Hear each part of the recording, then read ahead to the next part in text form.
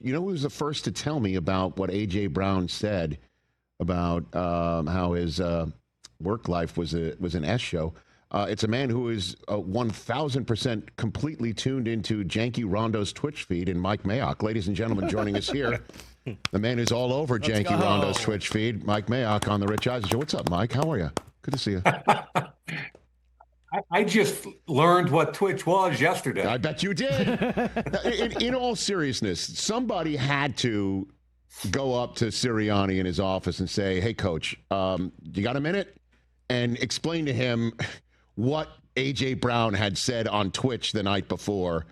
Who was that person for you when you were in the front office for the Raiders? Was there somebody who was letting you know what was going on? Because invariably, something had to be said somewhere that you weren't following, nor your daughter, on your behalf to tell you what's going on. Was there somebody who was that person for you? It kind of was most of the building, because it's interesting, Rich. When you're GM, you're kind of on duty 24/7. Yeah, you're in the building at 5 a.m. You're already meeting people by 5 a.m. and the outside world is kind of gone. You're in a bubble. And I used to dread when I'd get that knock, like, hey, Mike, need to talk to you. And sometime it'd be a young scout who might be more social media conscious than me. Right. A lot of times it was Will Kiss, our PR guy. So it was different people, and they're dropping stuff on you, like there was a tweet that went out, and often it would be before I'd have to talk to the media, and I'd have like half the building want to tell me how to handle it. And I'm kind of going like, I've worked with Rich Eisen for years. Ladies and gentlemen, yeah, you had to sit through. By the way, every single time I see Grover Stewart make a play for the Colts, I think of the moment that he got drafted with an orangutan revealing it from the Indianapolis Zoo, and you being so upset about get the ape out here. And both DJ and, the great Charles Davis was like, it's an orangutan, Mike. That was one of my favorite moments in the history of our. By the way, that was in Philadelphia. The draft was in Philadelphia, I think, when that happened. Mike, I remember all of that. Rich, I was good with the first two trips to the zoo. It was the third one that I kind of lost it. Oh, my gosh. But in all seriousness, I keep thinking this is just the Eagles' oxygen. That this is the Yankees of the 70s, where you need this sort of, I guess, drumbeat to feel comfortable, because they seem to be really comfortable with it, unless this is a massive offensive problem that you, Mike, think is going to come home to roost one day for them. I think all the conversation in Philly centers on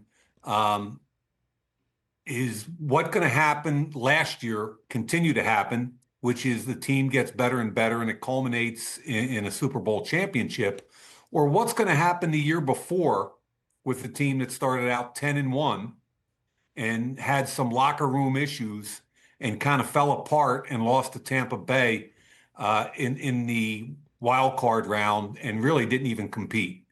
So when you add in the flavor of East Coast media, which you're very aware of, and Philadelphia, which has its own distinct flavor, it seems like every day is an adventure.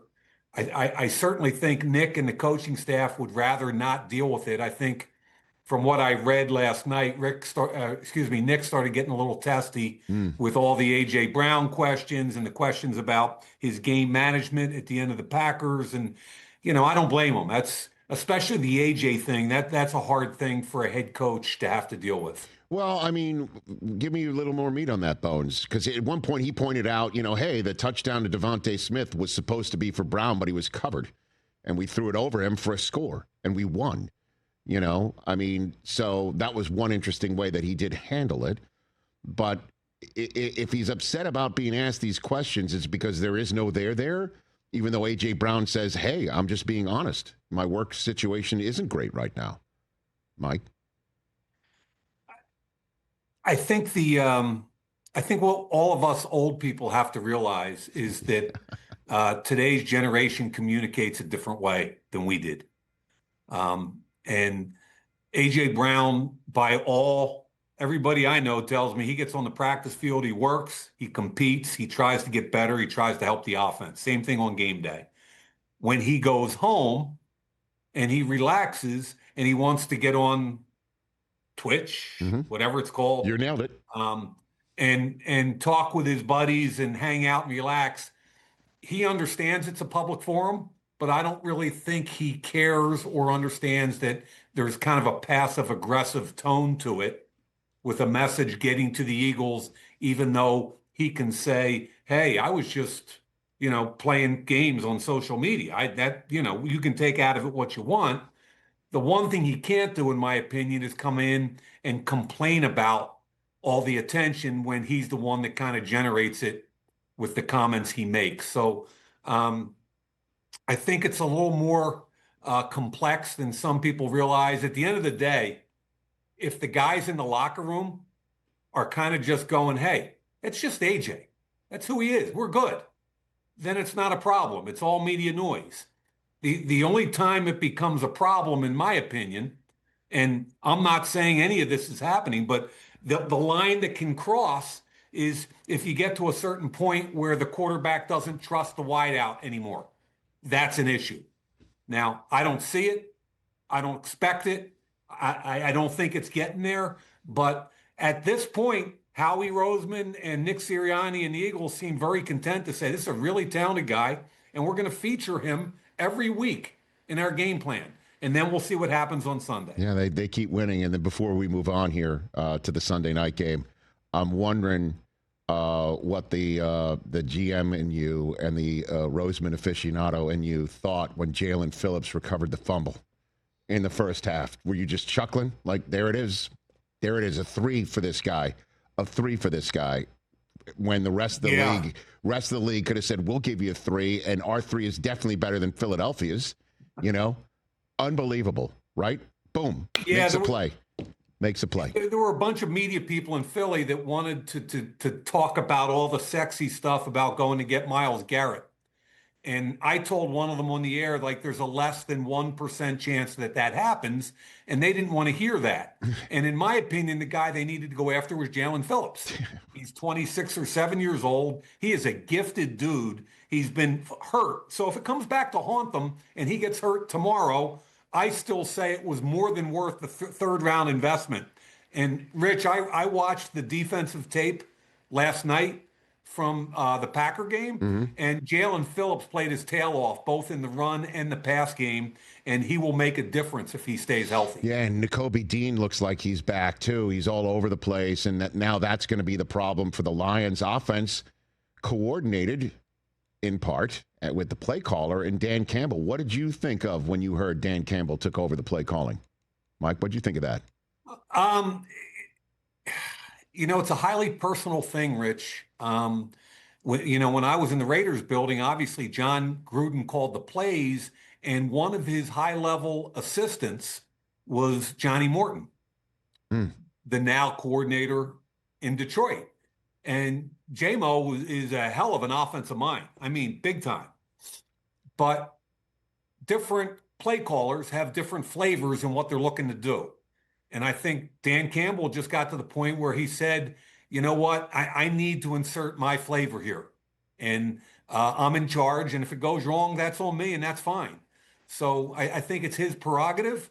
And, kind of like the Eagles, they have so much firepower. Like if I'm Vic Fangio, I'm looking at them and I'm going, okay, in order, how do we slow these guys down? Oh, number 0 is first, right? 0 is first, right? Gibbs.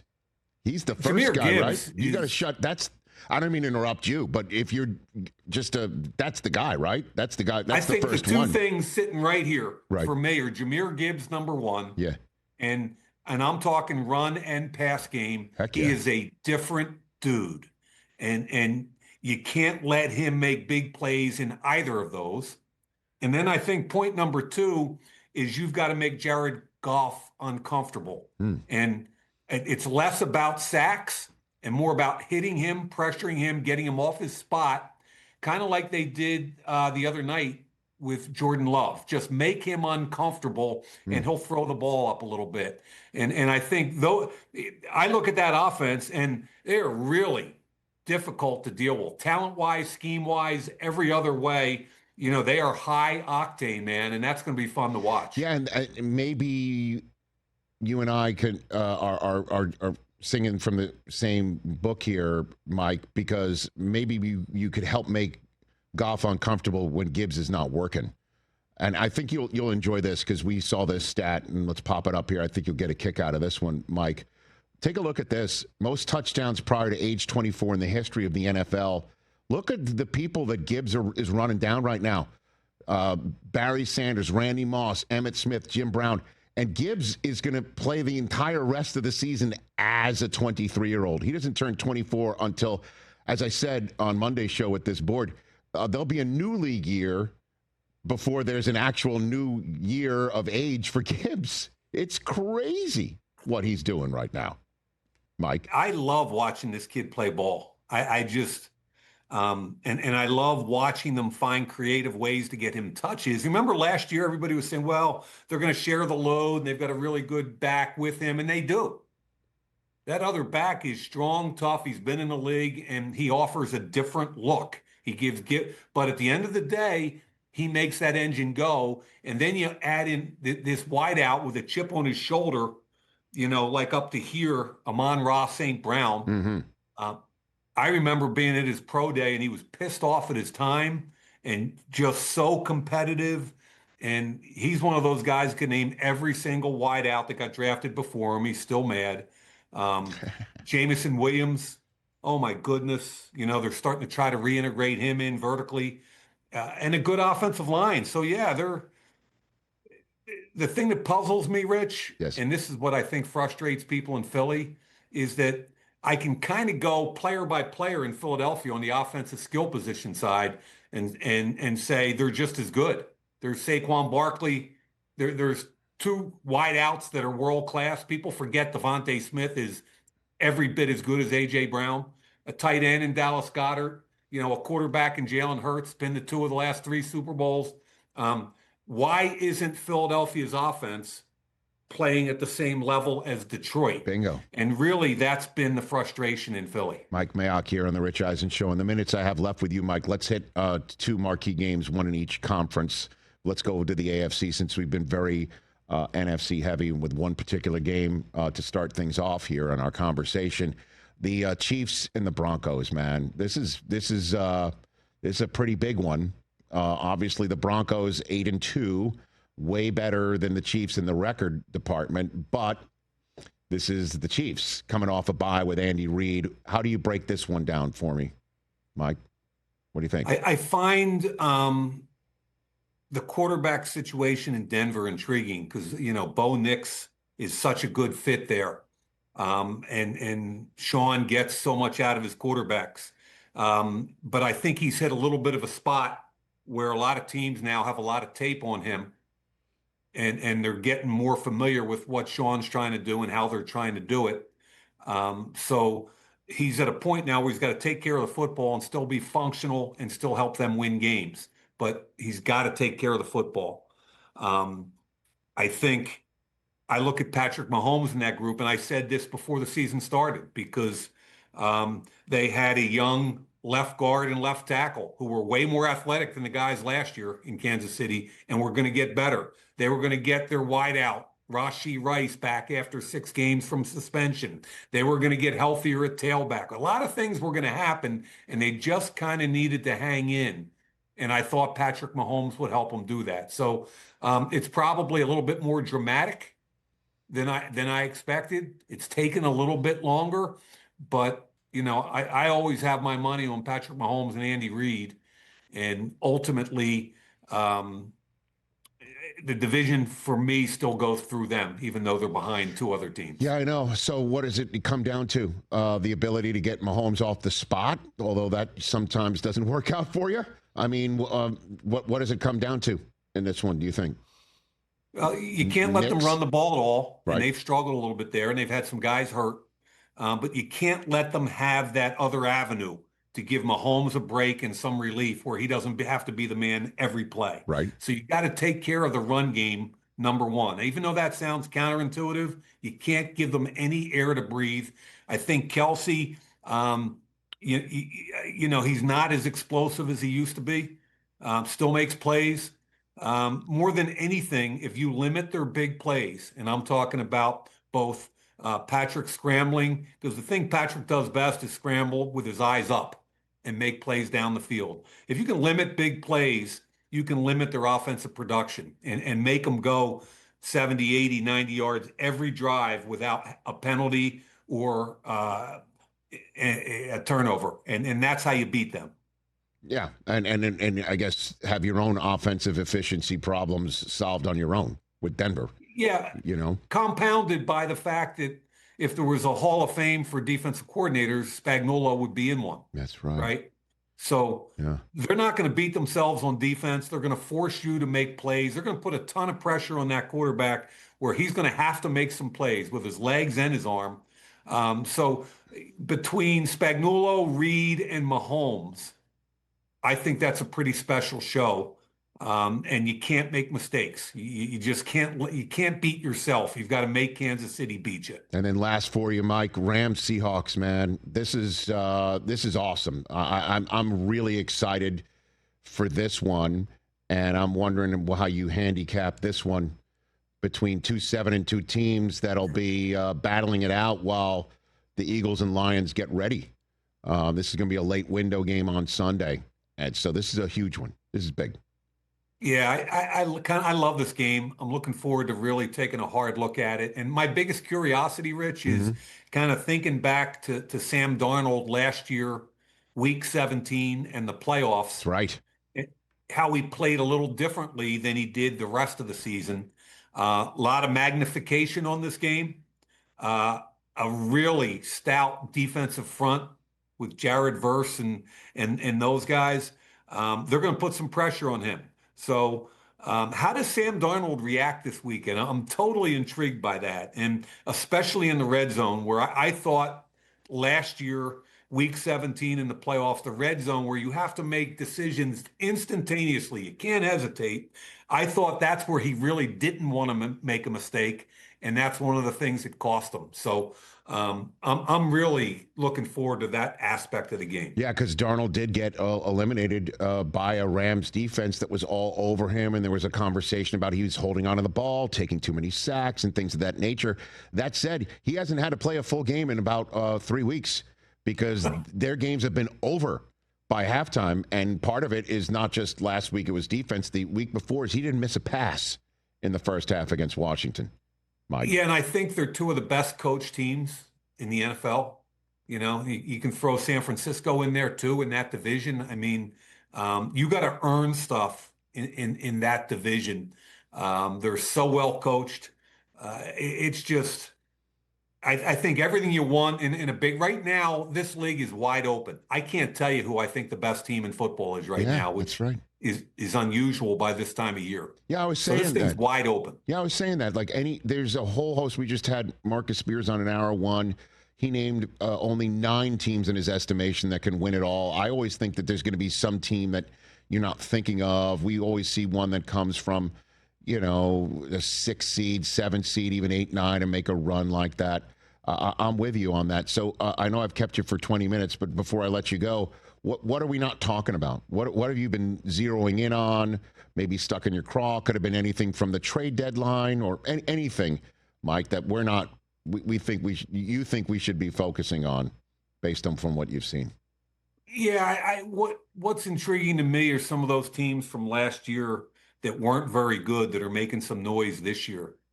The AFC to me has flipped things a little bit with the NFC, but when I look at 2 young AFC teams, I get a little excited thinking about the Colts and about the Patriots, right? I mean, they're coming out of friggin' nowhere. Vrabel's done an amazing job, and let's face it, you got somebody who's looking awful lot like a franchise quarterback there. Yes. Right? Oh, yeah. And then you've got this Colts thing where here we go, another rehab story, Daniel Jones, and it remains to be seen. I didn't think he played great last week, even though they snuck one out. I'm rooting for him. I think he's smart and he's tough, and I think Anarumo's done a great job with their defense. I'm really anxious. You talk about the trade deadline. We already talked about Philly, what they did with a third-round pick. Well, Indy gave up the boat to go get Sauce. And, Daniel Jones, by default, is going to be their quarterback going forward with all that first-round capital gone. They got to perform. And it's going to be really fun going forward to watch Indianapolis play. Yeah, it would be a very New York football thing to see Daniel Jones and Sauce win a Super Bowl together. You know what I mean, Mike? That would be that'd be tough. There'd have to be a Giants-Jets therapy session right there in MetLife sometime in February if that happens. But, stranger things. Thanks for doing this, Mike. You're the best. We'll chat again soon. You be well. My pleasure, Rich. Thanks, Ladies and gentlemen, Mike Mayock here giving us his 2 considerable cents. Hey, you made it all the way to the end. Thanks for that. Check us out every single day streaming live on Disney Plus and the ESPN app 12 to 3 Eastern.